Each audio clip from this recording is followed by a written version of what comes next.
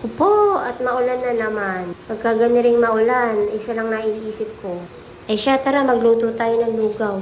Alam mo ba, yung margarine na yan, isang buwan na yan sa rep namin. Tara, gamitin na natin at parang giniginaw na siya. Harapan namin, baha na naman. Ano yata ang pag-asang mawala ang baha dito. Ayan, nilagay ko na yung sibuyas, bawang, luya. Sama-sama na yan. Naihulog ko na pala yung buto-butong manok. Hindi ko na i-record.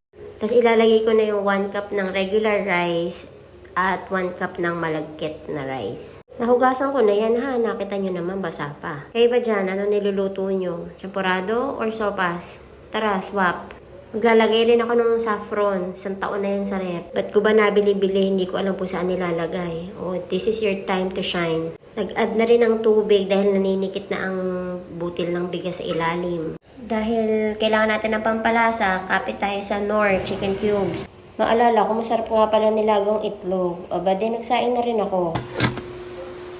O tara, kumuha tayo ng 3 itlog at kakapangitlog lang ng manok namin. Hoy, hinugasan ko yan ha. Baka akala nyo, nilagay ko na lang basta. E di bali para makatipid, ibabaw ko na lang dito sa sinaing. Gaganyan din kayo.